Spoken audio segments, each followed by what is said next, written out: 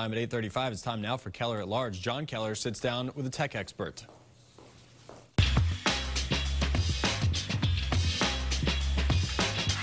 Well, good morning. Thanks for joining us. We live in an era increasingly dominated by the big tech companies and all of the wonderful, quote-unquote, things they do for commerce, for social interaction. But is it always so wonderful?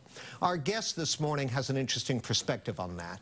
He is Noam Cohen, former New York Times tech columnist, now author of The Know-It-Alls, The Rise of Silicon Valley as a Political Powerhouse and Social Wrecking Ball, published by New Press.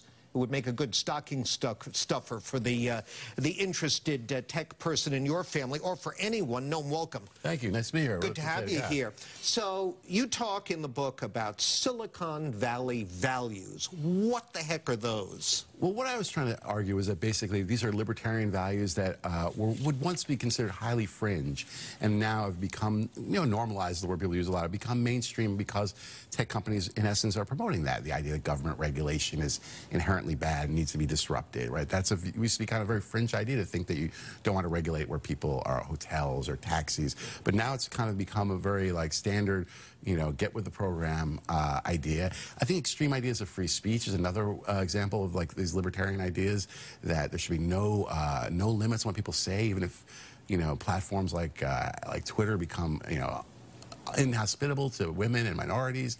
So that was what I was trying to argue. These are kind of ideas that once were fringe and very extreme, and now are kind of being foisted on us by these leaders, the know-it-alls, I call it, these companies. So that's the... With what level of resistance? By us, or by us, by government, by the media? I mean, it's very tricky. I think that's this book. Obviously, I worked on 2 years. And so before the resistance, I think, has risen up. But I think prior to this, it had been so benign, and people ask, why has there not been much resistance? I mean, partly these services are amazing. I'm like the first. I would not want to be considered a Luddite or think these services are bad. I mean, they're amazing. So people have a very positive feeling about these companies. And I think also it's kind of if you use an analogy of pollution or externalities people talk about, the costs have only been emerging lately. Up till now, okay, it seems like it's causing lots of division in our society. Who would know? Well, now suddenly we have an election where and a populace that are so divided, people sort of wake up and think that way. So see the consequences. I think the election has become a real watershed for people, and thinking, wow, maybe these companies aren't so benign.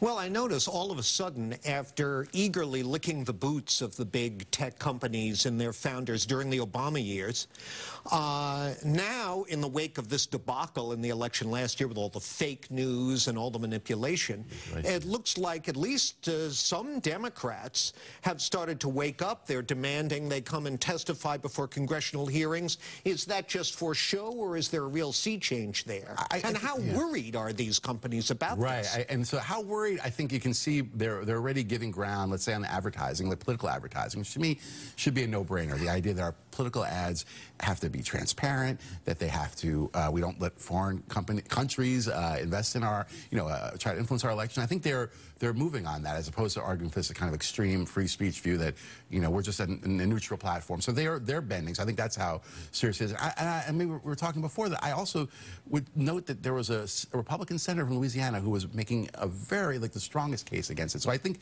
there's a potential for a bipartisan, if I could dare say that word, kind of consensus that this is getting out of hand. Yeah, and President Trump, we got to take a break, but President Trump, during the campaign and since, has made sort of antitrust noises about the tech monopolies. You might question his motives, but yeah, sure. Well, it's part of an emerging consensus, I think. Yeah. All right, we'll take a quick break and we'll continue our conversation with Noam Cohen, author of The Know-It-Alls, in a moment. Please stay with us.